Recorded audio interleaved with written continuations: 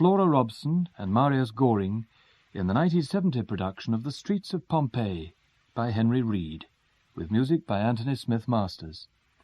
The Streets of Pompeii was first broadcast in 1952 and awarded the Italia Prize the following year.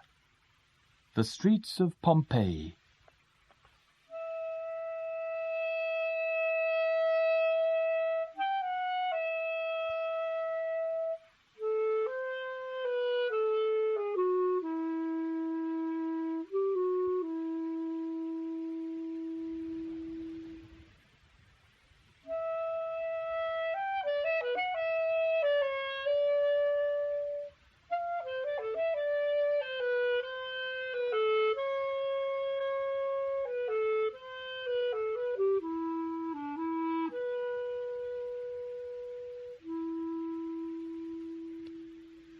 Once more, once more, once more, these plains once more with barren ashes covered.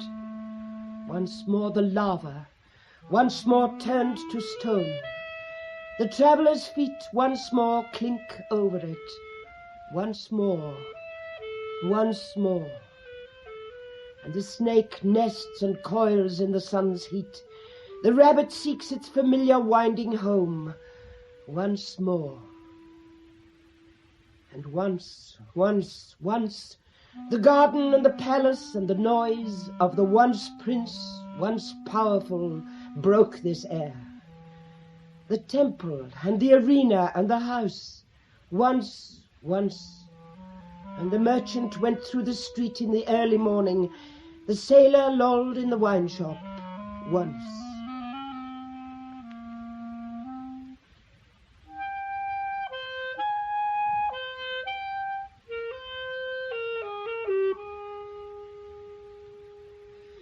And to this place let him come bravely now and now, whose wont it is to praise men's power and chance. Here let him see how the harsh nurse covers her children's eyes. On these bright shores full painted, let him see, here of the human race, the magnificent, progressive destiny.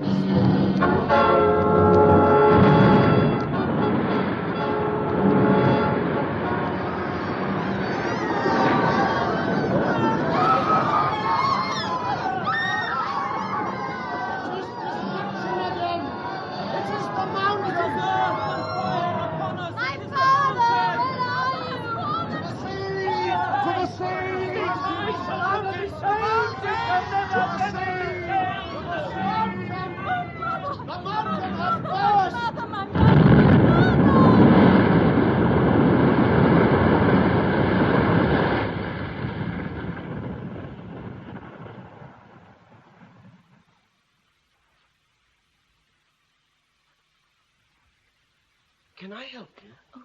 You have a thorn in your hand? No, it is nothing, thank you. I'd scratched my arm on a thistle there by the gate. But it is nothing. But it is bleeding. Only a little.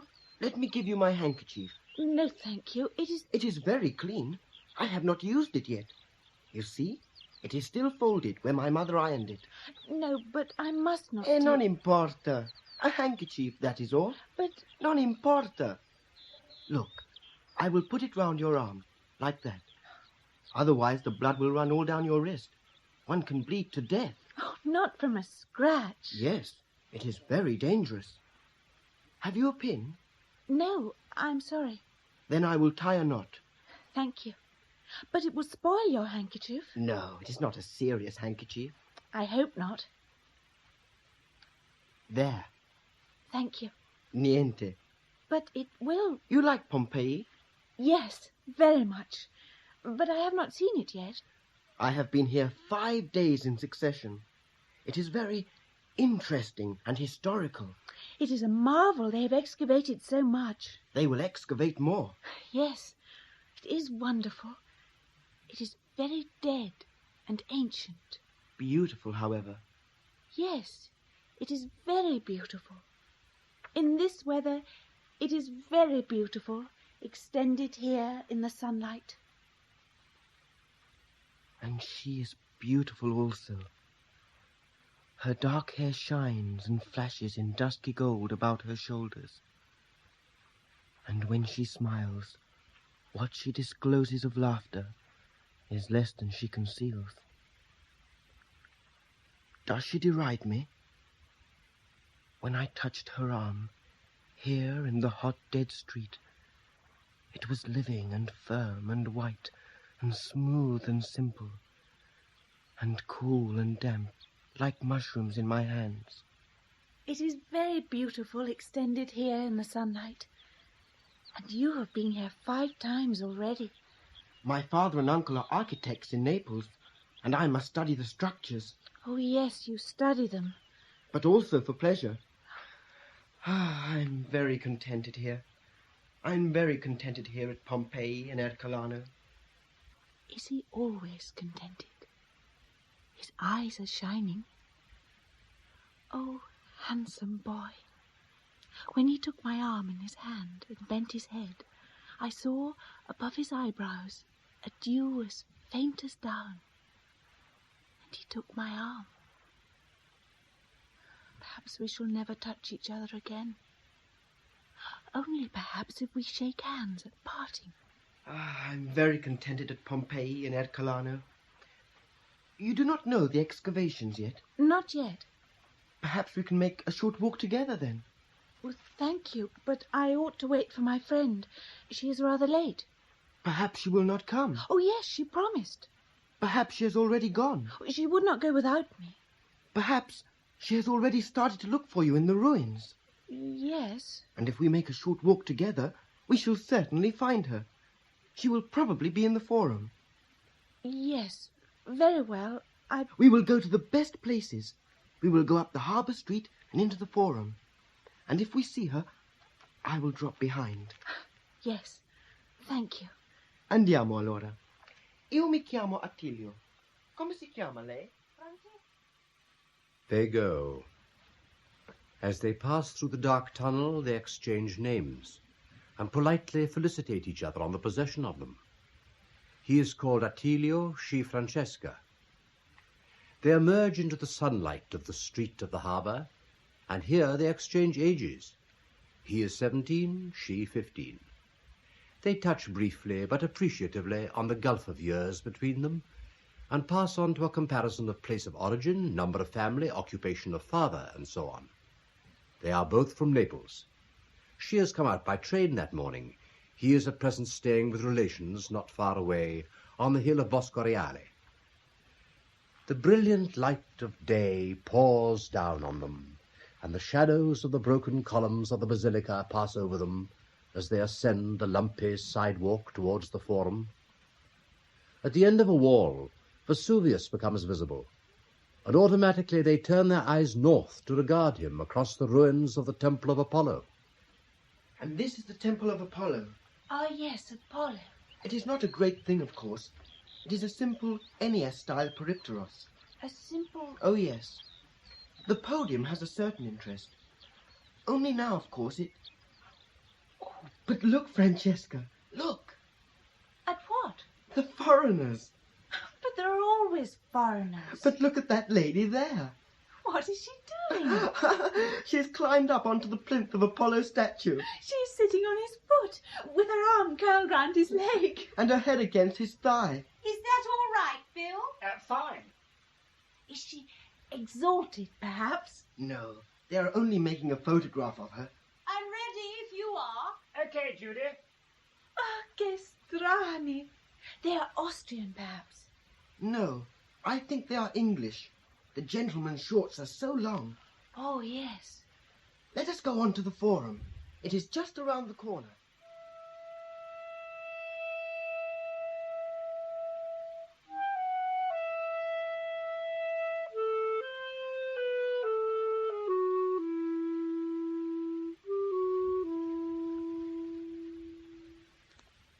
Here to the light of heaven returns from underground the skeleton of dead Pompeii, disinterred by avarice or piety from underneath oblivion. Here in the forum's emptiness, erect the pilgrim stands between the fallen colonnades. and sees with a long look the smokeless hill, the cloven summit threatening still, the shattered fragments of this place. Vesuvius, quenched and smooth-breasted in the summer air. It has changed many times overnight, and can change again. Those smooth slopes dotted with intrepid white houses have still in them the power to burst open, to split from crest to base, to discharge their insane and unimaginable fire and filth upon the swarming, ardent life of the bay, and in a single night to extinguish 1,000,000 people who yet live and multiply there, unconcerned. O sons of men, if I remember here your state on earth, how should I think of you? What should you seem? The soil you tread bears witness. Earthquake. Here in the Forum, here alone, perhaps, are the successive fates of the town clear to the searching and expert young glance of Attilio. In the days of the Emperor Nero, this was a great public place, flanked by colonnades, admonished by temples, presided over by the statues of the powerful. In the year 63 of the Christian era, a vast earthquake tossed down the colonnades like daffodil stalks to the ground, and crashing stone against stone, half devastated the crowded, thriving town. Here let him see how the harsh nurse covers her children's eyes. When he least fears her, she with one light gesture shakes away half his life, and with one other, and how little stronger, gives him annihilation. Eruption. 16 years after the earthquake, the rebuilding of the city yet but half completed, the mountain broke open and obliterated the work, the city, and the men. In the months after, their fear had subsided, and fear does vanish quickly in this bright air. The survivors returned. Over the grey, impacted desert of their labours still rose a little of what they had done, blackened capital and architrave, bruised entablature and pediment, disfigured abacus, metope, echinus. They stripped away all they might use elsewhere and bore it off. Perhaps they were looters. Others dug downwards where they believed their houses to have been, broke when they could through the grey hardness to the packed soft nests of pumice stones, the lapilli beneath. Here they disinterred what they could, hacking their way through the bright-pictured walls from room to room. Then they gave up, and the night of centuries fell over the place, till even where it had been was forgotten. All this the Forum and the adjacent streets laconically record, the half-finished granaries, the shattered achievements, the ravished treasures. But does the place yield up its vanished people? Not here, not yet. Here is only that other death, scarcely less solemn, scarcely less pitiful, the death of places. Yes, there are a lot of people here this morning. Do you know any of them? Only by sight. I often see the two over there, by the temple. The old gentleman and lady in the straw hats? Yes, they are also English. They are very nice. They never speak to anyone, or to each other, but they think a great deal. They are very intelligent. I think they are an archaeologist and his consort. They are very white and clean. Do you like them? Yes, very much. And is your friend here, Francesca? I cannot see her, no. What is her name? Maria Grazia. Well, we shall find her. Perhaps I should go back. No, she will be over there in the north, in the rich quarter. She's probably with the crowds at the house of the brothers Vettius. Oh, I've heard of them. I've seen pictures. Yes, everyone goes there. There are many grand houses in that part of Pompeii. The businessman lived there. It was convenient and near the Forum. The house of the dancing faun, the house of the gilded cupids, the house of the silver wedding. They are all over there. You do not seem to think very highly of them. But yes, of course I do. But I like better the places that are rather difficult to understand. Like this forum, for example. Like that great white marble rectangle, just standing there by itself. Over there, through the columns. Come and see. What beautiful marble flowers and leaves all round it. It's like a great white picture frame without a picture. They call it the edifice of Eumarchia. They say she was a priestess. She and her son... Her son? Oh, yes. They are said to have given it to the populace. Donated it, they say. But, of course, they don't know. Who don't know? The guidebooks. The experts. Oh. They don't really know, I think. That is why I like it. I like things from the past to have a little mystery still. Oh, there is a villa of the mysteries. Ah, but that is a different kind. Mysteries there mean secret rites. The rites of Bacchus. You'll pardon me, young gentlemen. Signore? Pardon me for interrupting, but we heard you mention the Villa of the Mysteries. Can you tell us the way there? We left our guidebook back at the hotel. Yes, with pleasure. Oh, thank you. You must go over there to the left and under the archway. Under the archway, aye? And keep straight on to the Street of Fortune. The Street of Fortune. You remember that, MacBride? The Street of Fortune. Then turn to the left, così, Così. until you come to the end of the excavations. And turn to the right, così, and go straight on. And always straight, and straight until you come to the Herculaneum Gate. Uh-huh. There is no gate there anymore. But keep straight on along the Street of the Tombs. Aye. And at the end, you'll find the Villa of the Mysteries. It is far. Well, it seems fairly easy to find. It is easy, but far. Thank you. Prego, signore, prego. Don't mention it. Thank you. Good morning. Good morning. Good morning. Oh, signori. Yes? Would you like to borrow my guidebook? Pardon? Would you like to borrow my guidebook? Oh, it's very kind of you, but how would we get it to you back? Get it? Get it to you back. Afterwards. I'm... How would we re-give it to ye? Ah, capisco. Oh, we shall meet again. I'm here every day. We might easily miss each other. It's a big place, Pompeii. Oh, you can leave it at the gate. The gatemen all know me. Or I can call for it at the hotel. I live very near. No, thank you. I think we can manage without. We're only just having a wee look around the place. But thank you all the same. It was very thoughtful. Not at all. And thank ye for the direction. Prego. Good morning. Good morning. Good morning. How strange that they would not borrow the guidebook. I wonder why. Chissà. Were they Americans? No. They were pure English. Oh, yes? Yes. One can tell by the accent. Oh. And now we must look again for Maria Grazia. She will be at the house of the brothers Vettius. Andiamo? Extraordinary thing, MacBride, the way the young laddie wanted to make you take his guidebook like that. What is supposed to have been the motive behind such a gesture? There may have been several motives, of course. The Latin races have always been noted for the ambiguity of their utterance and action. It may have been the preliminary to some form of blackmail or other. I thought of that. I suppose he was trying to scrape some kind of an acquaintance with us, which we might have found very difficult to shake off later. Especially if it presented himself at the hotel to collect the guidebook.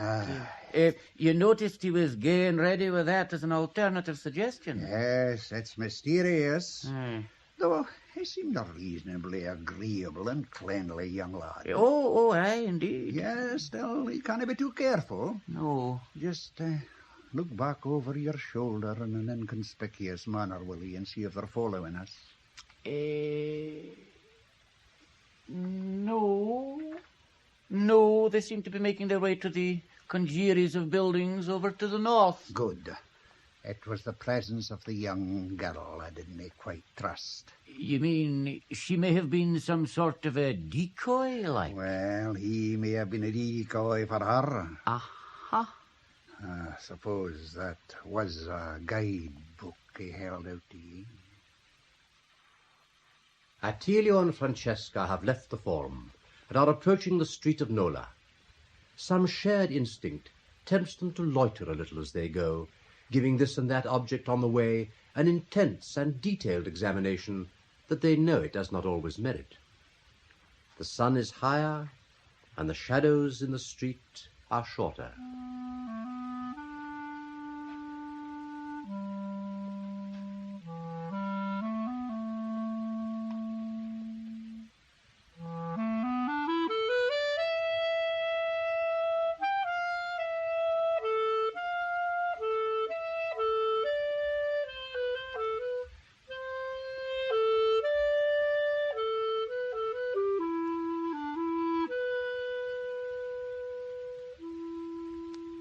Antiquity.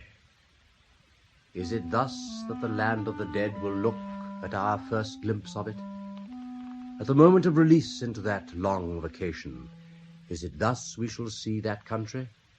Set out in empty streets, the fractured grey boxes of strangers' houses lining them into eternity, each containing something we cannot see, even though all seem shamelessly and horribly broken open to the still new air, the new still air of the morning, the vagueness and the lightness of morning, of a holiday morning in a strange land. It is very dead and ancient. Beautiful, however. Yes, it is very beautiful.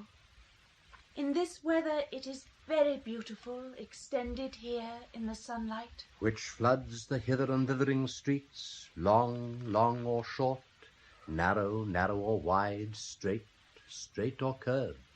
There are stepping stones across them. For water, always water, coursed all day and all night through these streets.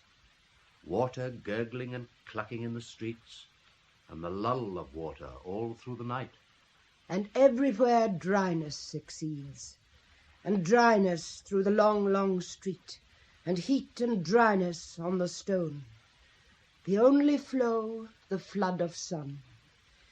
And everywhere the grass and weeds fight for and win their killing life. Emptiness. Water and fire gone. Vacancy of earth and air. Empty. Stand for a moment in this street. You are alone. The broken houses, hovels now or towering still, are all about. Peer through the gated door. Vestibule, fauces, atrium, the broken fount, the pillared hall, Actaeon on the scarlet wall, the locked priapus in the box, the frantic, barking, silent dog mosaicked on the long, dead floor. Empty indeed, this silent home. Silence. Water and fire gone. Vacancy of earth and air. And from out of the house of Sallust, a lizard runs, pauses, hesitates. A lizard palpitates on the stone. Runs silently, silently, rustles between two grasses, skims up the wall. A lizard, pausing on the stone, waits. Palpitates in the sun.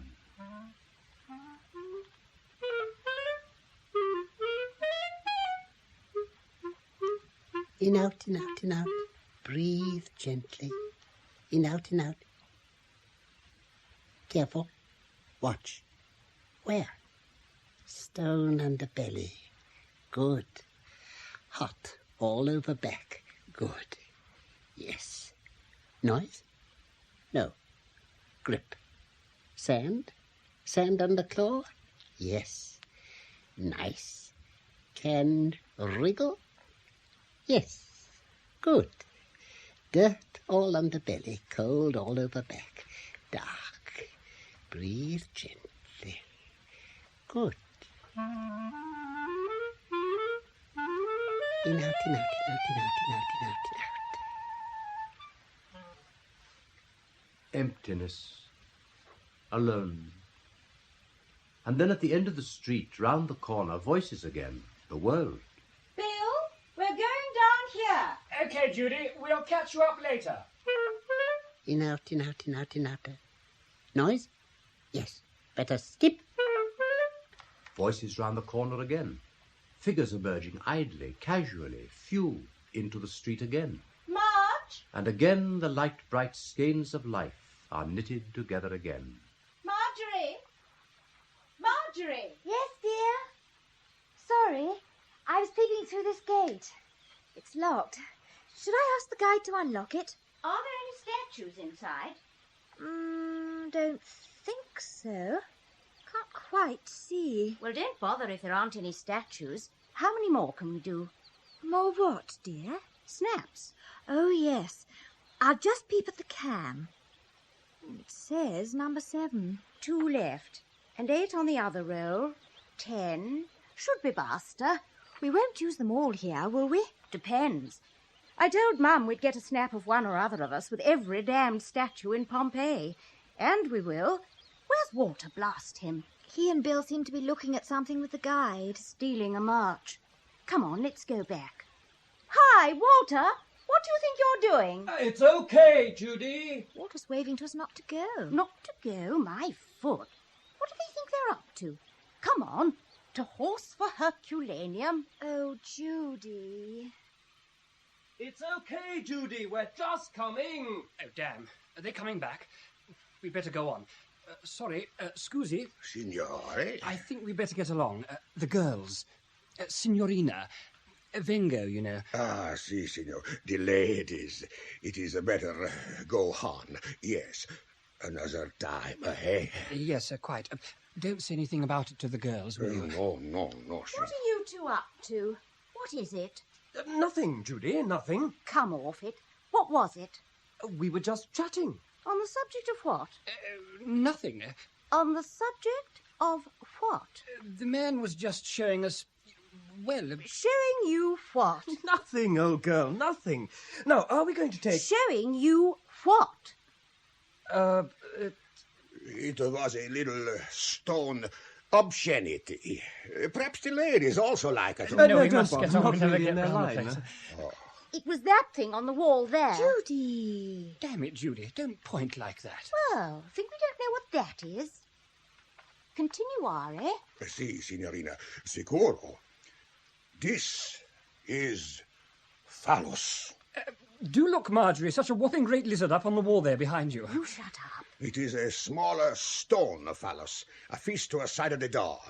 Now, you understand that we find 2 kinds of phallus at Pompeii. Really? See, one is a phallus with wings, the other is phallus without wings. I get it. Now, when we find phallus with wings, it means much harvest, very great fruits, good corn and wine this year. We say in Italiano, la fecondità. And in English, fecundity. Same word. Yes, yeah, that I have not known. Now, when we have phallus without wings, it means a house of gay life. Care to stroll on a bit, Bill? Yes, let's. This, ladies, is phallus without wings. It means gay time with girl. Oh, yes. Here in this house we have found immoral picture. They are now put into the Museum of Naples. For safe. Here the gentlemen of the ancient days have always come for nice time, for divertiment with girl. Lupanari, in fact. Yes, lupanare. Pretty good. And if you wish, signorina, you can buy small bronze reproduction, with or without wings, at the gate. Oh, good. Judy, you wouldn't. Yes, why not? Embarrass old Walter. Oh, then I show you the boy who sell them. They are quite pretty. Anche molto artistico. Many English like to take them home for their friends.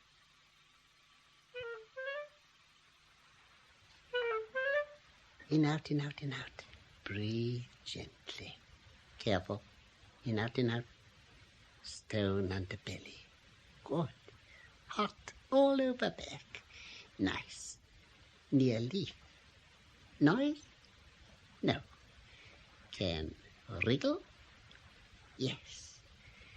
Safe. Good. Stop now. In, out, in, out, in, out. Gently. Stone. Yes. Noonday. The streets stretching away in the distance, to the mountain, to the hills, to the sea, to the plain, to the pine trees. Steady descent of heat upon tufa, limestone, brick, travertine, opus reticulatum, dust and earth. Here the excavators have dug well, have sometimes pieced together with excellent certainty. Here they have failed, been defeated. Here is a place, one of many, lost beyond conjecture, unredeemable. What was that broken place that there meanly indicates a room?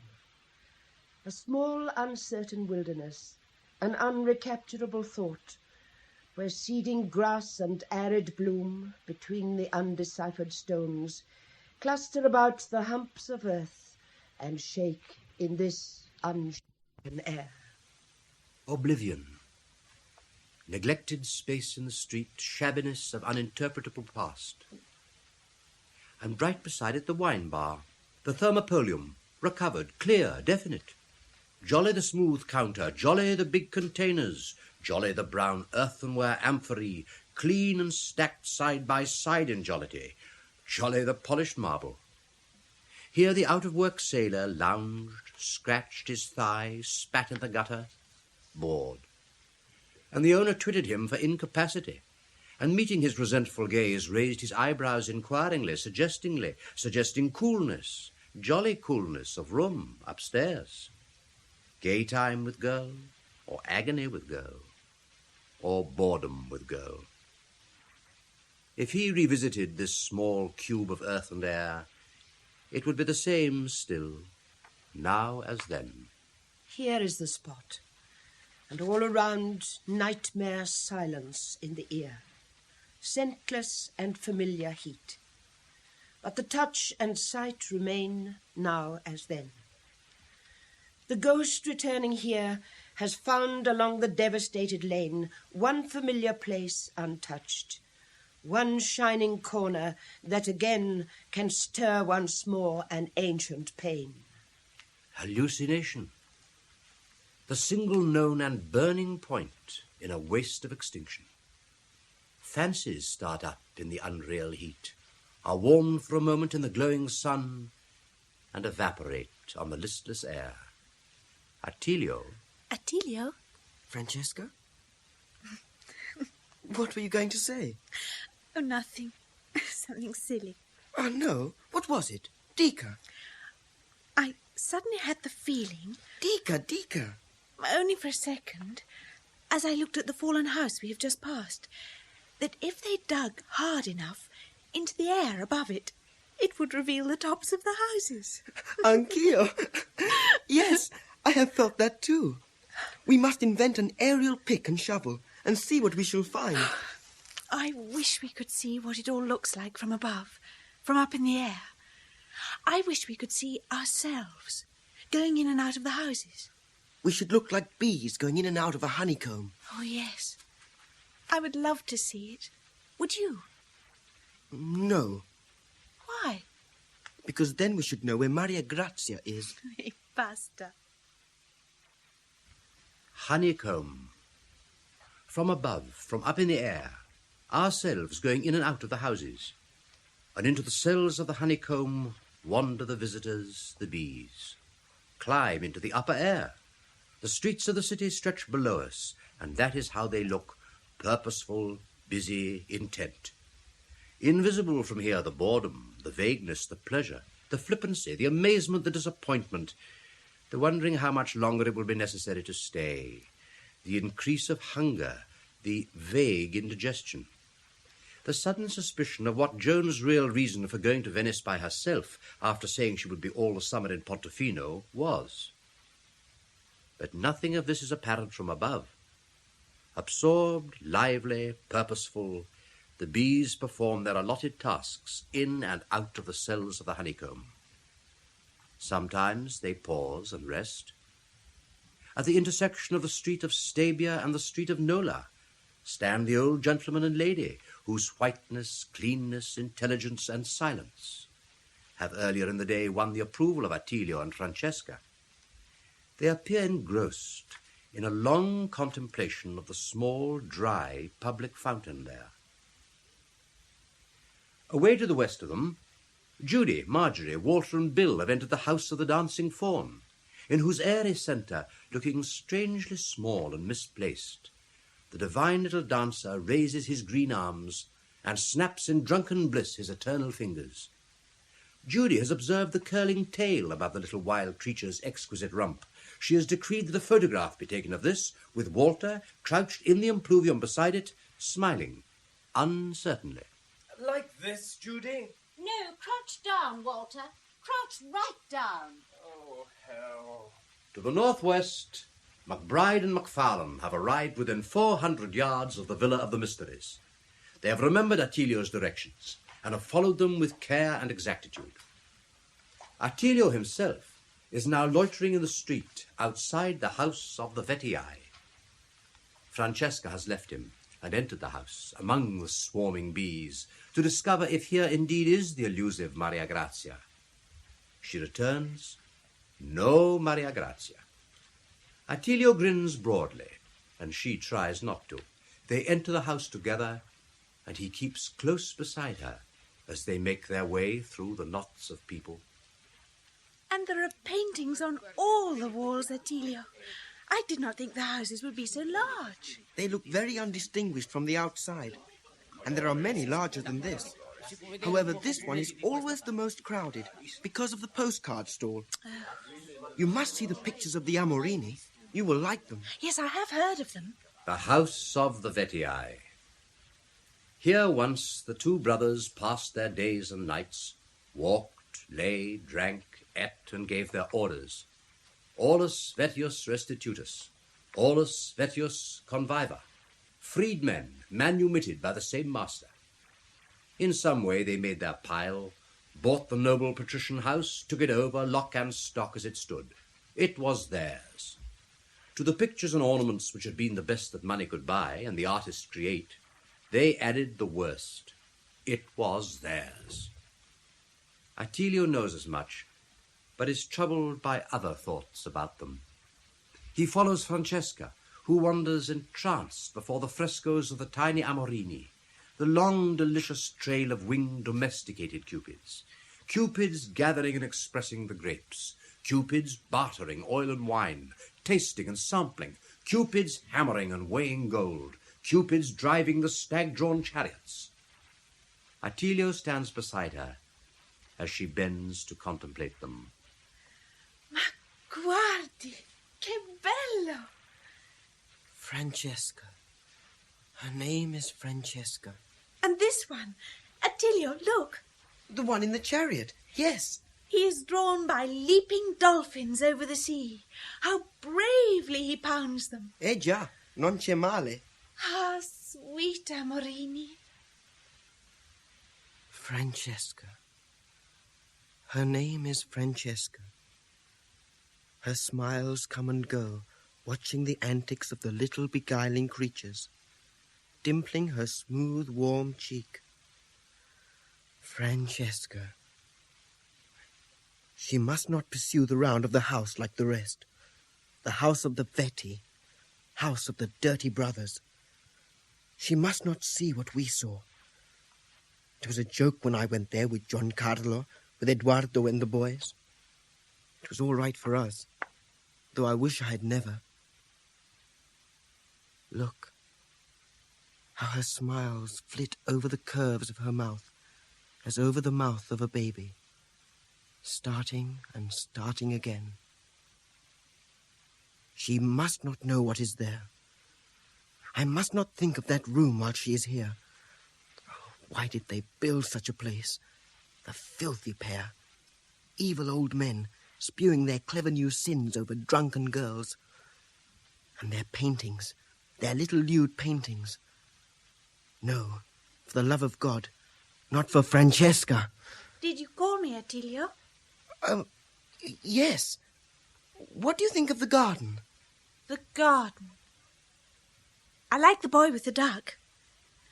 But it looks very crowded with statues for such a small garden, as though they were all on sale. What can you expect? Expect? When you think who they were. Who? The Vetti. But I thought they were a great ancient family, like the Gracchi? Not they. But they had this beautiful house. They ruined it. They were vile. But they like beautiful pictures. Look at the other wall, there. I see it, but I do not understand painting in any case. At least, I mean... Yes? Insomma, I know who Giotto was and who Leonardo, and I know the difference between Bellini and Mantegna, and even between Tintoretto and Veronese, who are often very alike, and Greco and Caravaggio. And Pinturicchio? Pinturicchio? No. I can tell Pinturicchio. Brava. Let us go, Francesca. Let us go somewhere else. Si soffoca qui dentro. Of course, Attilio, but... I'm suffocating here. They go, and a vague sense of menace accompanies them. They leave unlooked at among the luminous blue-green splendours of the paintings on the walls, one before whom it might have soothed Attilio to linger. It is the painting of the Mother of Ixion, draped, hooded, and sorrowful, small and ignored. Beside her towers the brown figure of Mercury, nude and plebeian. Behind them Hephaestus binds her son to the everlasting wheel. No one regards her.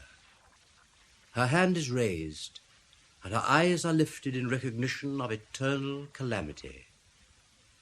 It is, 12 centuries early, the ageless, immemorial gesture and look of the Madonna, the posture of suffering maternity, the long tenderness now incapable to save, the onset of inextinguishable grief, the Pietà, the Addolorata, an agony known to Titian and to Bellini and Mantegna, between whom Attilio can distinguish, known to them all in time, but known here long before already, known also the means for its expression. MacBride and MacFarlane have reached their destination, the Villa of the Mysteries. Aye, we do have to pay a further entrance fee. Aha, I thought as much. The Villa of the Mysteries. It stands on a separate island of stone, an islanded country house among the fields, the greatest of the houses here fetched up from the past. It stood on a point of land which in those days fell sharply away to the sea, and the splendour of the bay spread out in swept blue flatnesses before it. Capri, Ischia, Procida, Nisida, Posilipo, advancing and receding through the atmosphere. It is not easy to guess at the succession of lives that were lived here, the existences that beat and declined through its 90 rooms, its sound as it filled with a crowd of guests singing and drinking, its silence, perhaps, as countless slaves whispered their way about the expiring wants of some aging man or woman dying in loneliness here. And was it so indeed? And who was entertained?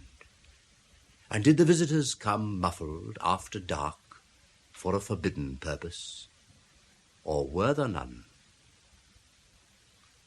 It is not the grand atria, the peristyles, the baths we have come to see. There are as good elsewhere. You will not remember one from another. It is the great anteroom to the nuptial chamber. The whole of the ancient world has nothing to show us like the strange and startling centre to this abode. Enter it quickly. See if you can catch a movement of drapery or limb among the figures that crowd its walls. You cannot. However softly you enter, all movement in the room ceases the second before. Nevertheless, enter. Slowly round the painted wall spreads the cold, voluptuous dream. Silence of arrested feast, quiet of arrested lust. The minutes of the hour are stilled, the minute held, but not the hour, while all the time, a time ticks on. The persons of the drama raise their eyes to your intrusion here. Tacitly scan enough to know, in the erotic silent pause, definite, precise and clear, the nature of your appetite, while all the time, a time ticks on. Ticks on. Ticks on. The minute held, but not the hour. Ticks on. Ticks on. While all the time, a time ticks on. The room stands still. Panic and calm. Not calm. Panic. Presence of Pan. And of another. No, not yet. He is here. I say, not yet. Look behind you. He is here. Name him. Bacchus. Answer. What is here for you? The persons of the drama. You know them? Yes, I know them all. And their names? I cannot name any one among them, but I know their faces one by one. How many are there? 29. There are 30. With myself. Name them. No, I cannot name any one among them. You know their faces? No, not now. Nothing of them you can tell? Nothing of them? Yes, I can. But not the faces? Not the names, not the faces. Not the names? Not the faces, not the names. What then? Only one thing remains. And that thing? I dare not say. It is their eyes. The silent face, the silent look, out of the wall from them to me, and in the wall from them to them, the silent ocular interchange, the silent recognizing eye, and the silent thought behind the eye, out of the wall from them to me. And the young satyr's sidelong glance, who lifts the syrinx to his lips. The watchful, knowing, smiling gaze of him who lifts a hideous mask. And shows behind the evil face Silenus with the blank brute stare. And the maiden's indrawn breath of terror as she sees him there. I would not say, MacFarlane, that the evidence about the true nature of the pictures is what I would call conclusive at any point. No. No, even when you've settled whether you should start here on the wall and go round to there, or whether, as Professor Marius asserts, you should start there and go round to here. Oh, aye. No, I would not say that the evidence as to the true nature of the chamber is conclusive. I take your point. Yes, as you know, MacFarlane, strong claims have been made that the lady of the house was a high priestess of the Bacchic cult, which, however, we know to have been forbidden by the Roman law of the time. Aye. Now, if the cult were a secret practice, seems very extraordinary that the ritual chamber should have been in so exposed a position. The professor says that it's the antechamber to the nuptial alcove where the lord and lady each night retire to rest. But does it not seem to you possible that the frescoes may have perhaps had no religious significance at all? Ah, you mean that the lord and lady will have had to pass through this chamber as they retired to rest, and may likely have been strongly impressed on the way by the erotic nature of some of the scenes depicted? Well, something of that I was thinking, maybe. Do I understand you suggest, then, that the motive for the highly spectacular decoration of the chamber was primarily aphrodisiac? I would not like to be dogmatic on the point, but you may recall other occasions where extremely famous artists were expressly engaged for such a purpose. Aye. There are numerous examples here in Pompeii, and you may call to mind the Palace of the Tea outside Mantua, where the painter Giulio Romano, he is mentioned in Shakespeare, yes. Was employed to decorate the bedchamber with frescoes conducive to a greater degree of earnestness in the conjugal performance of the occupant. It would certainly explain the suggestive nature of some of the scenes delineated here. Yes. For example, the comparative abandonment of the scene between Bacchus and... I forget the lass's name, huh? And the partial revelation a wee bit further on of the stylised symbol of the male organ of generation. And the act of flagellation yonder, and so forth. But I would not understand in that case the presence of the wee nude boy. He's said to be reading aloud from a papyrus the rites of initiation. There can be no certainty on the point. It may be not a papyrus, but some small piece of children's literature given to him to distract his attention from the orgiastic character of the activities around him. Oh. But MacBride, though I agree that the room could not be kept secret if it was the gathering for some forbidden religious ritual, would not the same objection obtain if the room were purely aphrodisiac in its purpose? Oh, there's always the possibility of an intentional ambiguity in such an apartment. To the more delicate and mystical-minded of his visitors, the host would probably have pointed out the religious significance of the scenes, while to the non-religious or to the police inspector, he may have asserted them to have been no more than pornographic in intention. I see, yes, maybe. It's very remarkable there should be no mention in the guidebooks of such an interpretation. Aye. Oh, Francesca, I know there are beautiful pictures here at Pompeii, but all those eternal paintings of birds and flowers and sad little moonlit landscapes on the walls, they must have been done by a set of idle women dilettanti, with nothing better to do all day than imitate painters, like German spinsters in Capri who can only paint cliffs and trellised arbours and seascapes. The kind of pictures my sister always paints for my cousins' birthdays, in watercolours. And when they have nothing important to say any longer, the great painters leave out the people and paint only the scenery. And where Carlo Crivelli gives us the Madonna and baby surrounded by vegetables, they give us only the vegetables and leave out the Madonna and baby. And less even of those, till they try to say that a mountain in France means just as much as St. Jerome, or a newspaper and a bottle as the mystery of the creation. It is a decadence. How do you know that, Francesca? My father says so. He's a little angry about it. He has reason. Yes. My mother says that he has always reason, and she's sometimes a little angry about that. Shall I meet your father, perhaps? Perhaps. I expect so. When? I don't know. Tomorrow? No, not tomorrow. Then the day after tomorrow? Soon. And you think your father will like me, Francesca? I expect so. I am not bad-tempered, Francesca. I do not know why I spoke just now in that horrible... I never speak like that to anyone at all. Oh, Attilio, it was nothing. And naturally, I would put on my long trousers. I only wear these when I stay at Bosco Reale. And a tie, and my jacket, and my proper shoes. You would not mind what you wore? Oh, yes. It is very important. Not to my father. And I will put some brilliantine on my hair. A great quantity, in fact. Ma Attilio, a me non piace mai la brillantina? Not like it? No, never.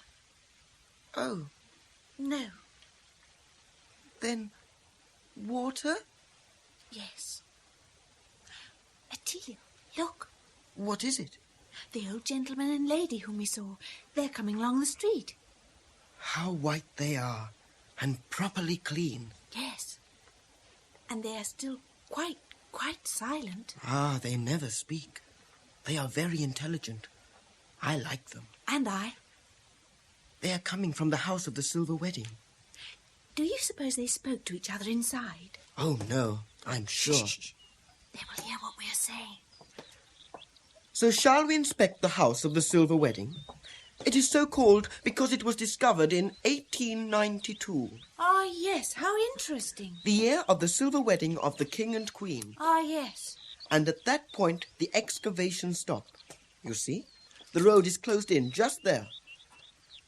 Did you notice, Francesca? Did they look at us as they passed? Yes, both of them. Good. They are very intelligent. An English archaeologist and his consort. I am sure they are. I am glad they noticed. In,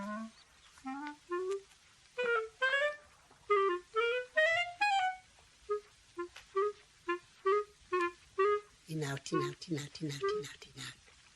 Breathe gently. Careful. Noise. Noise. Gone. Good. Hot all over back. Good. And the belly. Stone. No. And the belly. There. Better skip.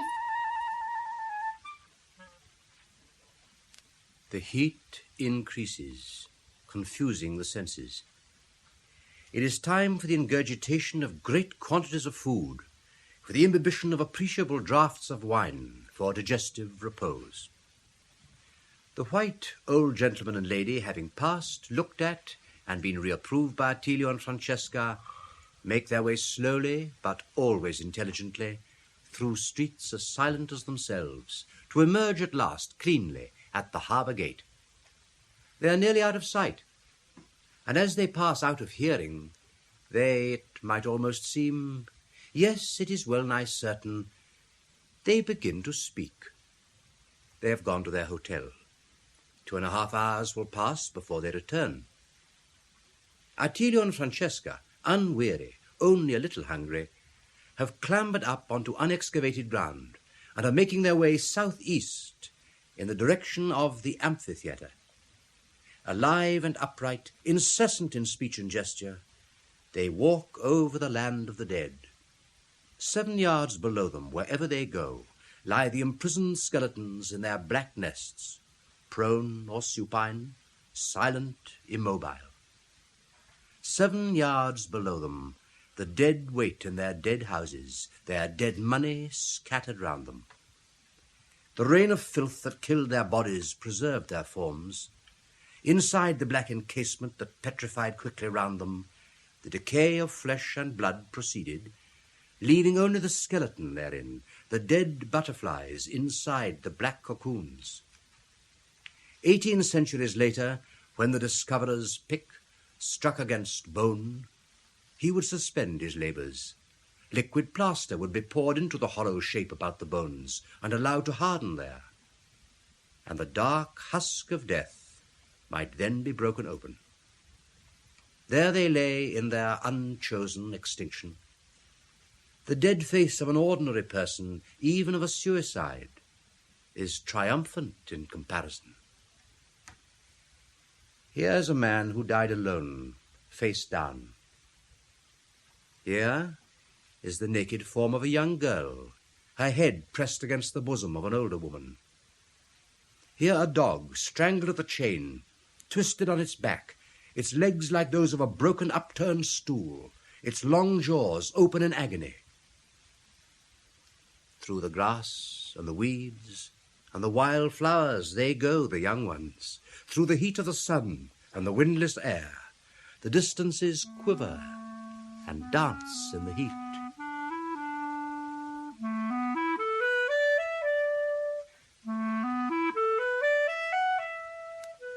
In, out, in, out, in, out, in, out, in, out, in, out, in, out. Sleep, sleep, sleep, sleep, sleep. Afternoon. Much has happened. MacBride and MacFarlane have long ago returned from the Villa of the Mysteries, and for some time past have been carefully inspecting Region 6. Judy and Walter, followed at a distance of 18 yards by Margery and Bill, have wandered along the street of the Consul and emerged into the spacious avenue beyond the Herculaneum Gate, the Street of the Tombs. They have dismissed their guide. Rather glad he's gone, to tell you the honest. Nice chap, but enough is as good as. Got a bit bored, too, with all those streets, one after another. Very interesting, of course, but all the same, after all, aren't they? I mean, when you've seen one. I mean, when you've seen one, you've had it. Yes, I couldn't agree more. Still, it's a bit fresher here anyway. More open. Yes. Jolly hot, though, all the same. Yes. Mustn't get sunstroke. Well, the real danger is When you stay away from the beach all day like this, some parts of you get browner than the others. Oh, well, I suppose you could Well, always... it is worrying, isn't it? I mean, you don't want to get a sort of pattern. No. No, I suppose not.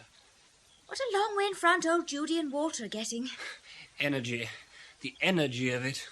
Lots of ruins about still. Yes, you think Jerry had been here almost. Was, of course, during the war. Bombs dropped here, too. Ours? Oh, yes, of course.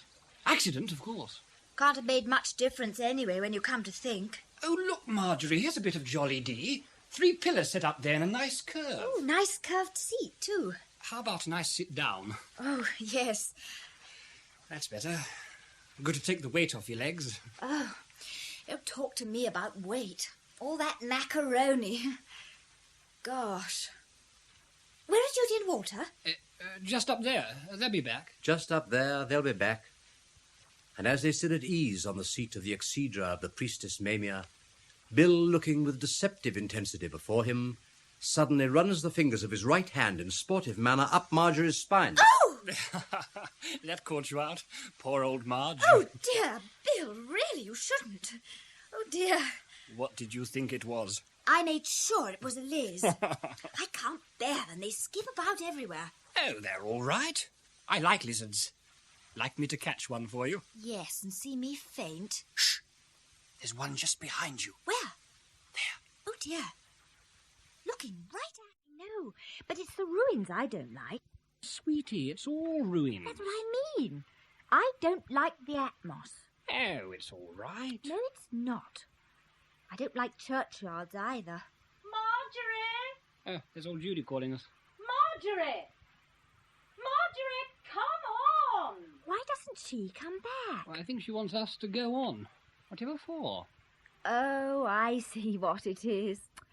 Dear old Judy. What's up? She's found another stat on a tombstone. Come on. No rest for the wicked. It is the sad, gaunt statue of a woman, holding about her the heavy draperies of the tomb, standing mysterious and alone among the ferns, one hand raised nearly to her face, and with an expression that seems to say that she is trying to remember. What was that bitter point in time that bore the name of life? Mysterious, stupendous, lost in our thought that hidden country lies. As in our day of life there lay the secret land of death. And as in life our souls drew back from death, so now they draw back from the flame of life. I want to be cremated. Oh, really? Yes, cremated. And have my ashes scattered. What? Now, do you mean? Don't be funny. Sorry, old girl, it slipped out. I'm quite sincere about it. Always have been.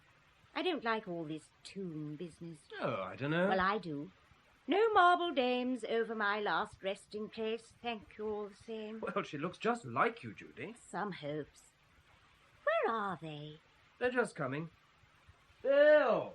Come on! Coming! Dawdling about. Is that roll of film in all right? Can you see? Perfectly okay. Mother'll like this one. Oh, dear. All these stones, I keep slipping. Margery says she wants her din. Where have you been? Oh, plodding along slowly. Some of us aren't as young as the rest of us. Up to no good, I expect, as usual. Judy! Well, come on, we haven't all day to waste. Margery, go and stand over by that marble female and let me take a snap. No, Judy, not by a tomb. Why not? Well, it's morb. It's what? Morb. Nonsense. Well, I'm not going in among all those fern things without any stockings on. No, thank you. Besides, I'm not going to be taken with my arms round a lady. It's silly. Margery, look here. I'll go, Judy. There's nothing I'd like better. Okay, then. Hurry up. Then we can have a bite to eat. Shall I take it, Judy, or will you? I will. You okay, Bill? Yes, okay. You're sticking your behind out again. Oh, sorry. What's she like, Bill? She's as cold as old Judy. Silly great ass.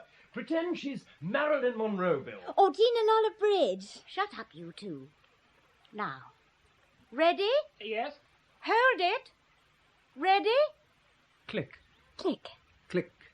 The camera clicks in the street of the tombs, and at the same second, a mile and a half to the southeast, Attilio and Francesca reached, click, the top of the amphitheatre wall, and at the same second, a mile to the south, the clean old gentleman and lady raised, click, to their silent lips a glass of white wine, served by an intelligent waiter, and in the same second, 3/4 of a mile to the east-southeast, MacBride emerges, click, from a roofless, empty, deserted and unidentified house in the street of the baker, and rejoins his companion MacFarlane, who is waiting for him 2 yards 9 inches to the west. Click. Well, I don't think anybody could raise any objection to that, even supposing they knew. Oh, no, man. It's not as if it were one of the more valuable excavations. No. And after all, there's no other provision made. Well, you can't be expected to go all the way back to the hotel. No, certainly not. Let us make our way over to the Street of Abundance, will we? Take a peep at the new excavation, so-called. It's down there, I think. It must be. You're not feeling the heat too much? That's it, just a wee bit. Oh. MacBride, eh? I was thinking, while you were away, it's very remarkable that Europe in the Middle Ages should so strangely have lost sight of the art of sanitation. It had clearly been brought to a high pitch of perfection in the ancient world. You cannot, I think, judge all places from Pompeii. The ready availability of running water must have tended to solve problems that the more inland towns may well have found insuperable. I catch your drift. It seems fairly plain they must have been somewhat uninhibited in their sanitary habits as between the sexes. But that I've noticed to be a phenomenon by no means uncommon in Italy even today. You may recall the very exposed nature of the urinal at the back of the Piazza Bra at Verona. Aye. So much so that on the one occasion I attempted to utilize it personally, I was quite unable to commence. It would seem from Pompeii that the simplest form of the convenience was a broken amphora inserted and embedded into the cement of a corner wall at a crossroads as a sort of elongated chamber pot. A position which must have rendered it, if anything, even more conspicuous than the contemporary object at Verona. Certainly. It is no doubt the origin of the line in the poet Catullus, Nunc in quadrivis et angiportis. How would you translate that? Well, see, now in the quadrivia and the angiporti. Aye, I see. The former being a crossroads and the latter a blind alley where the object was situated. How does it go on? I can't remember. Oh. It's one of the poems dedicated to Lesbia, the young lady with whom the unfortunate poet was for a time infatuated. But I wouldn't understand the connection a young lady might have with the object in question. You would say from its shape and incident. They proceed to the new excavations at the eastern end of the Street of Abundance. They are not appreciably hungry, though it is now 2:15. In any case, MacFarlane remembers another poem, which runs as follows. In great heat, never eat. This poem is not by Catullus. MacFarlane's grandfather composed it in the hot summer of 1870, the year of the Franco-Prussian War, and MacBride agrees that it would be a folly in an unfamiliar country recklessly to overload the digestive organs and incur thereby the risk of enteric disturbance, difficult to cope with adequately when in almost daily movement from place to place. This risk, however, has been taken by Judy, Walter, Bill and Margery, who have picnicked heartily from their luncheon basket in a shady dell near the monument of the Ista Sidii. Stone glimmers all round them, beyond the trees. The sky blazes white overhead. Nice to get into the shade, almost cool for the first time today. Almost cool for the first time today. Yes. Lovely spot. Lovely. Bit airy, though. Oh, I don't know. Lizards? Oh, Bill, no. It'd be silly. Are we going on? What, already? After all that vino? Give a young man a chance in life, Judy. All right, then. Mind if I slip my shoes off, boys and girls? Do. Do. That's a relief. Blister okay, Judy? As near as. Good. And I don't know about my other little playmates, but here's me for 10 minutes shut-eye. That's an idea. Helps the digestion. I'm asleep already. And please don't wake me if I snore.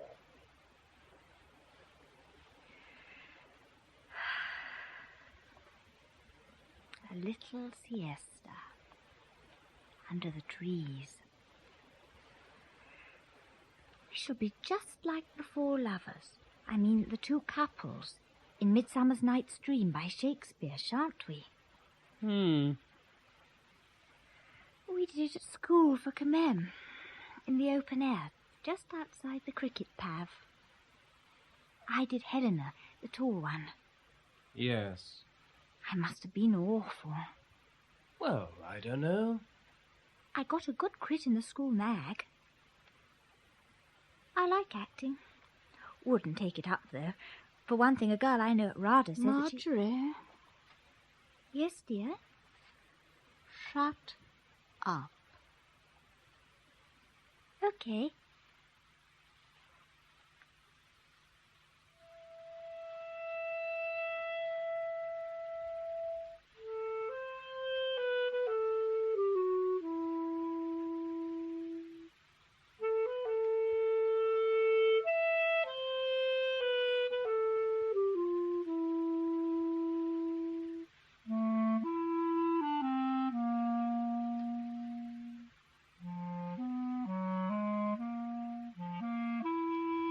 Far away on the southern slope of the shadowless amphitheatre, Attilio and Francesca sit. They are a long way away, but you cannot miss them. He talks to her, she listens. She talks also. From time to time they glance down into the great stone-girt oval space, perfect, simple, and emphatic. There was the entrance for the gladiators. There the entrance for the beasts. Somewhere the emperors must have sat, if ever they came down this way.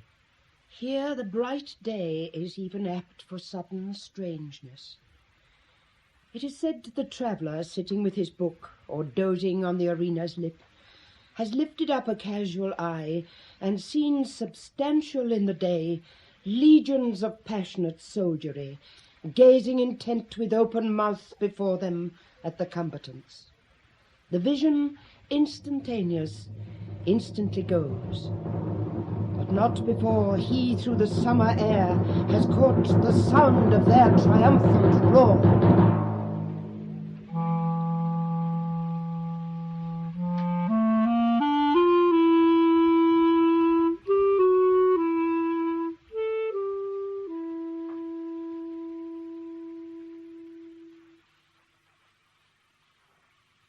he sleeps. Attilio sleeps. Sleeps lightly. Sleeps by me. I must not watch him, and I must, as there he lies. I must not watch too long, lest when he wakes his eyes open to mine. I must not. It must not be.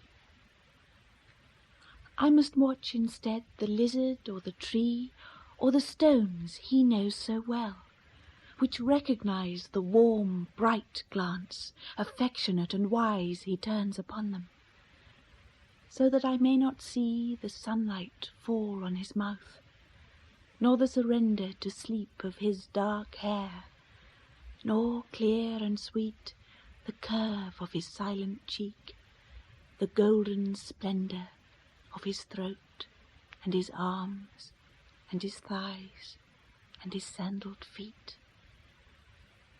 I will watch the lizard or the stone or the sky above him, lest he should see when he wakes, dear Attilio, how dearly I love him. Breathe gently, careful, in out, in out.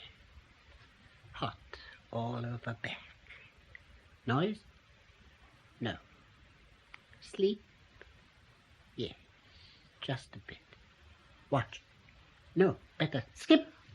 Francesca, Francesca, something ran over my hand. Did you see? A lizard perhaps. She sleeps.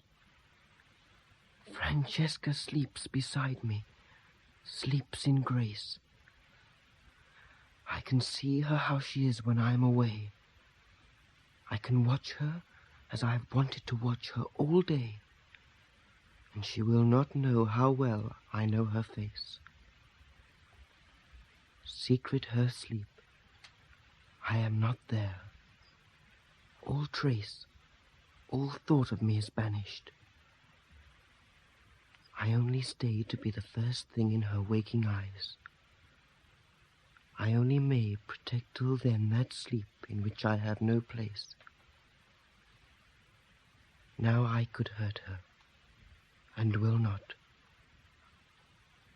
seek to lay my hand softly on her soft breast. I will not press my cheek against her cheek. I will even her shining hair leave uncaressed. I will not. I will only... Oh, Francesca, can it do you harm if I place a kiss like a whisper into your open palm? Attilio. Francesca. Do not move. This minute hold. In this concave of grass and stone, may your love and may this hour, that slaughterous, bloody past, atone. No, do not move. This minute hold. Do not remember nor retrace that far back day when such as you sank in destruction in this place.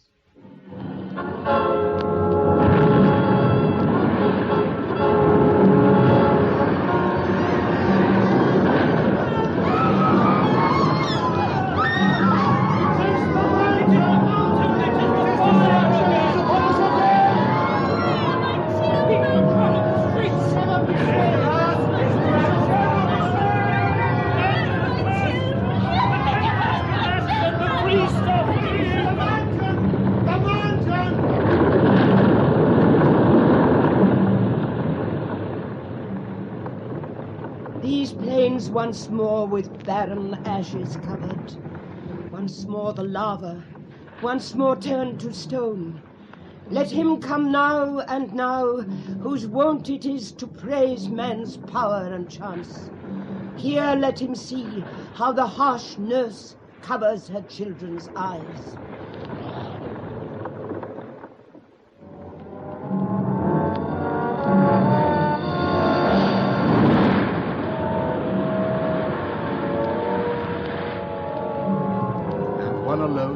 Darkened house wrote on the wall the words Sodom and Gomorrah.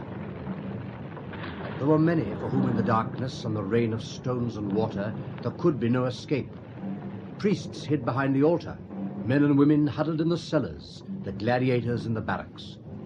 All who remained indoors collecting their treasures were doomed to suffocation.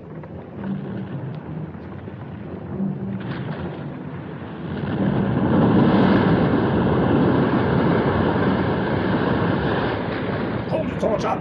Hold your torch up, you fool! Yes, I can't see. I'm pulling out of the chest. You take these bags carefully. Yes, master. You can carry more than that. Take these as well. And when we go out into the street, keep close to me. Don't move unless you see me. Lucifer should be trapped if we stay any longer. Please, Be my quiet! darling. Papa, don't make me stay here. Be quiet, I tell you, both of you. But Papa! When we go out, you, Marcus and Horatius, you listening? Yes, master. Yes, master. Keep 3 paces in front of me. Keep that all the time. Hold the torch up, I told you. Yes, sir. Well, hold it then. Yes, sir. Here, for God's sake, give it to him. Give it to the other one, you feeble imbecile. Mistress, we can't stay any longer with me. Ah, for the love of God, send those women out. Send them out. Let the stupid whores lose their own way in the dark. Am I to leave my money and jewels for a set of dirty slaves? We're as good as dirty. Send them out. Dirty great monster. Send them out. When we get back, by heaven, I'll have them whipped. Go, my dears, go. Let me go with them. Stay with me here, darling. You can be Take this safer. statue and stand by the door with it and wait for me. Yes, master. Don't let it go. It's the most precious one in the whole of my collection. We dare not wait any longer. Lock the doors and come. Not leaving my silver here, don't think it. They'll be looting the place the minute our backs are turned. Hold the torch. torch. Papa! Tricia, be a good girl and take this little bag. It's full of your mother's jewels. Marcus, take these as well. No! Don't take your statues yourself! And your money and your jewels! Slave! Who do you think you are? You'll be as naked as we are in an hour's time. The girl was right. We're as good as dirty you any dirty day. Take them. I won't touch them. I'm going. Why, you miserable dog! Don't touch me! Yes! No, don't hurt him! Filthy bastard, I hope I've done for you. Lucius, in the name of heaven, will you come? Go if you want to. But by God, if we ever get out of this, I can tell you I'll... I can't see anything! I can't see anything!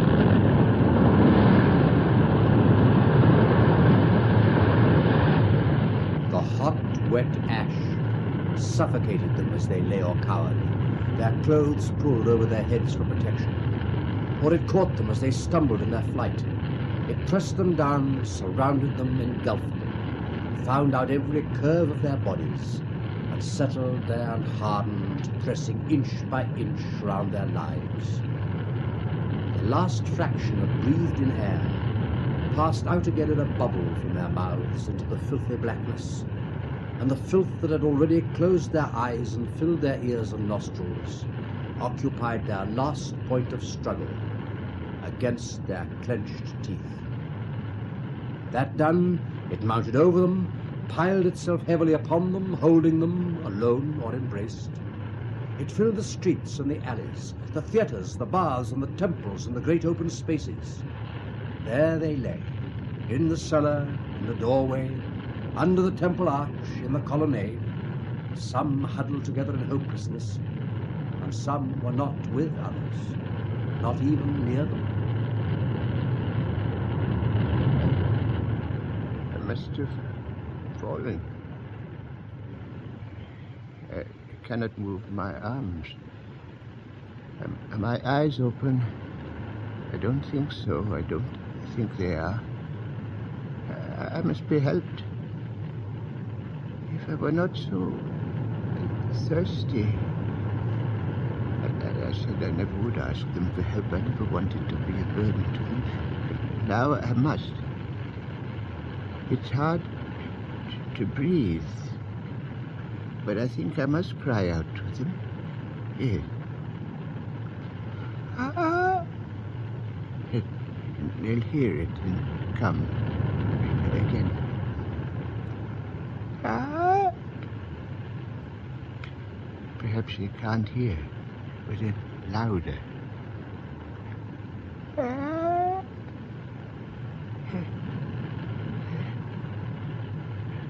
On the ship at Tarentum, the wine dripped on the floor from the captain's table, and we lay and let it pour into our mouths.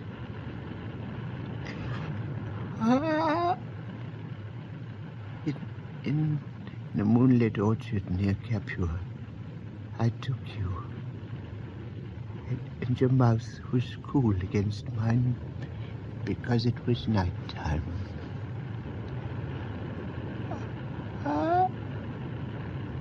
All along the shore, the waves bent back. In a long white frill. And the waters sparkled all the way to Sorrentum. and you bounced me in the water, crying, "You're 5 years old today."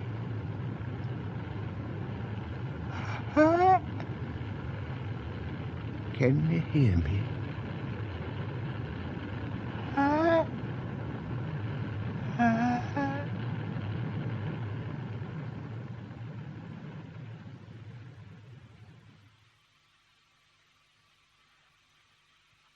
Attilio. Francesca. They have not moved.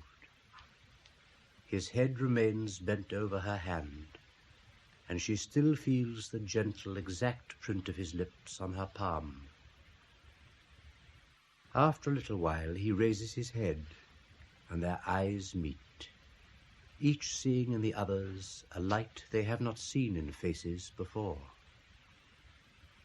She lifts the hand he has kissed and places the back of it against his cheek, as though to discover if it is as real as she has believed. Attilio, Francesca? you said you would show me the triangular torum. The what?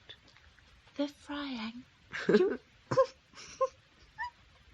The triangular forum. No, the triangular torum. Oh, Attilio. I shall see you tomorrow. It is possible. But probably? Mm. Yes. Let us see each other tomorrow. Here. Oh, that may be difficult. Then I could come to Naples. We can see the pictures from Pompeii in the museum. And I can come and meet your father. But... Yes, it is better at once. I'm older than you, Francesca. Nearly 2 years. That is nice. Certainly, it is best. But it is a grave responsibility for me. It is better to have these things in black and white. You said you had 5 elder sisters. Yes. Very well. Your parents will be very glad that you should be promised. Yes? Perhaps. Certainly. And now may I kiss you? You permit it? A little one. Oh, yes. Ah, oh, Francesca. Oh, thank you. Prego. And now we will go to the triangular torum. Oh, perhaps we will see the clean old gentleman and lady. Yes. And we will call on our way at the Temple of Isis, which I love very much. Egyptian. Egyptian. Yes. Immenso, immenso sta del mondo spirito fecondator.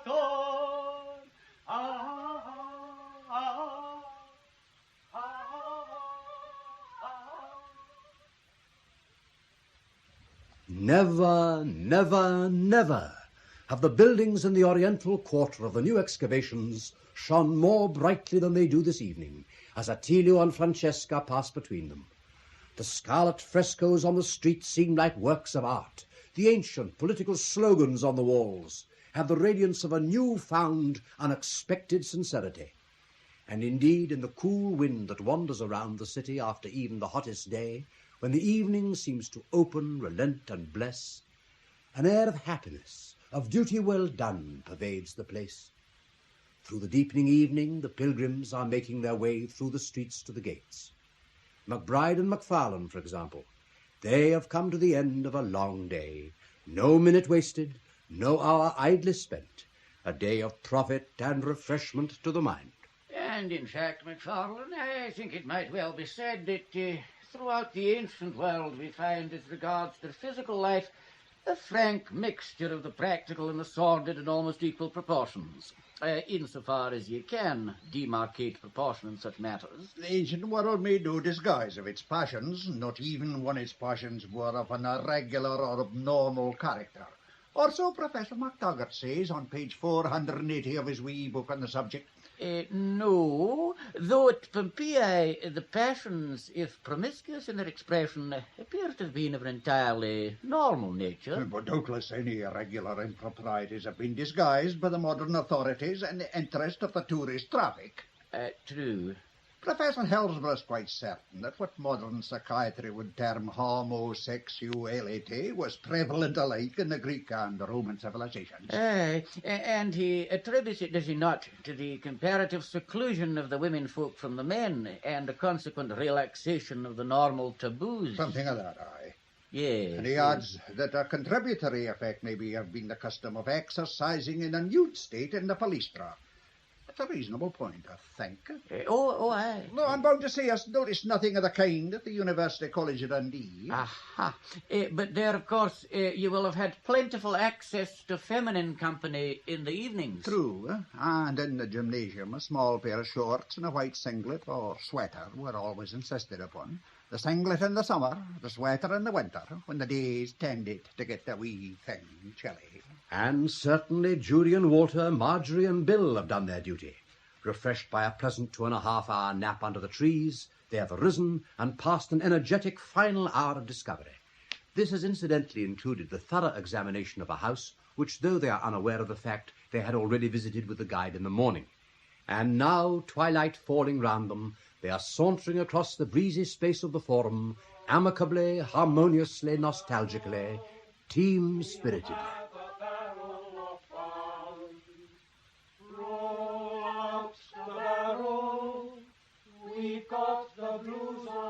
Dusk is creeping into every street of the city and filling every house. Through the darkening shades of the Villa of the Mysteries, the veiled maiden still enters upon her eternal initiation. Still she recoils from the face of the Silenus. Still, half naked under the chastiser's whip, she weeps into her companion's lap. And in the street of Plenty, a lizard creeps into the house of the priest Amandus. In, out, in, out, in, out, in, out, in, out. Cold all over back now. Cold. Leaf near? Yes. Can wriggle? Just a bit. Stone underbelly. Good. Cold. Sleep. In, out, in, out, in, out. Sleep. Sleep. Just a bit. Now. And in the most ancient quarter of the city, the Stabian Quarter, stands the triangular forum, with the Greek stumps of an ancient temple in the midst of it. The Friangulatorum, the oldest ruins and the best. We will come here often. I love the two theatres and the promenade, and those small oaks. They are sacred to Apollo. And best of all, my beloved Doric columns. Those? Yes, a whole long row. They were built by the Greeks. Ah, che bellezza. You can see them best from here, from the portico. A whole long row of them vanishing away in the dusk. Perspective. Come and stand close to me. Attilio, do you see? See what, Francesca? By those ruined stumps in the trees. The archaic temple. Yes, it is the old gentleman and lady. They are still not speaking. But they are thinking a great deal. They are very intelligent. They do not need to talk much. But look, Attilio. Yes. They are speaking. She has turned to him. And put her hand on his arm. Francesca, I wish I knew what they were saying. Yes, she is speaking. It is time to go now, my dear. Yes, dear. Time to go. What were you thinking about? Oh, only that young couple by the gate. The boy and the girl, yes. Nice young people they look. They are beautiful, yes. A beautiful pair, and so very young. I've seen the boy about here before, I think. Haven't you? Several times, yes, but not the girl. No. Ah, I'm glad he's found such a charming companion.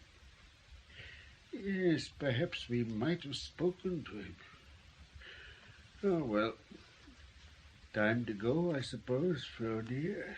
I told you it was. Oh, dear, we've only 3 more days. But we shall come back again, I hope. I hope so. So much of it's just the same as it was before the war, you know.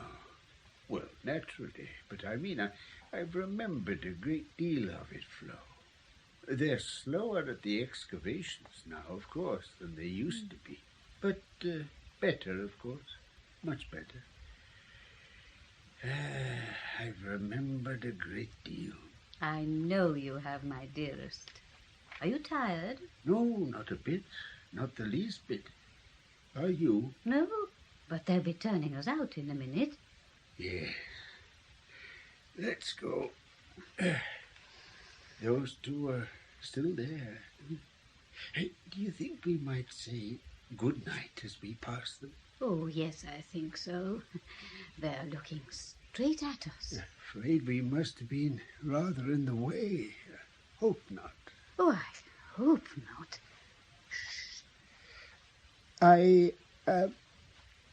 Good night. Oh, good night, signore. Good night. Good night. Good night. Good Good night. You, here tomorrow? Oh, yes, signor. Yes, sir.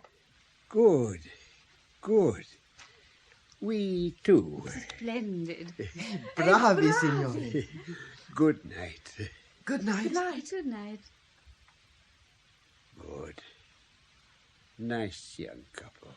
As bright as lamps. Yes. May they remain so. May they remain so.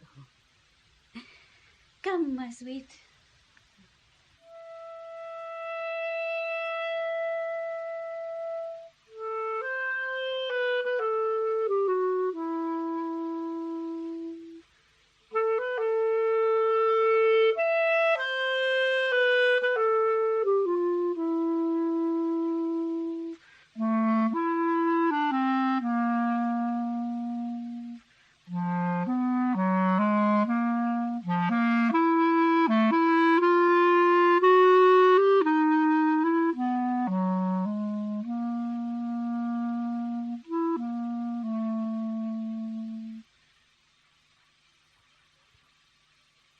That ends The Streets of Pompeii by Henry Reed, with music by Anthony Smith Masters. This was the cast. The Sibyl of Cura, Flora Robson. The Traveller, Marius Goring. Francesca, Rosalind Shanks, Attilio, Carlo Cura. The Lizard, Carleton Hobbs. Judy, Hilda Kriseman. Margery, Deborah Dallas. Bill, Derek Seaton. Walter, David Spencer. Professor MacBride, Frank Duncan. Professor MacFarlane, John Laurie. The Guide, Hector Ross. The Merchant, Godfrey Kenton. His wife, Kathleen Helm. An Old Man, Malcolm Hayes. The Silent Old Gentleman, Carleton Hobbs. The Silent Old Lady, Kathleen Helm. With Sidney Fell, solo clarinet, and orchestra conducted by Patrick Saville. Production by Douglas Cleverden. And that was the 1970s stereo production of The Streets of Pompeii.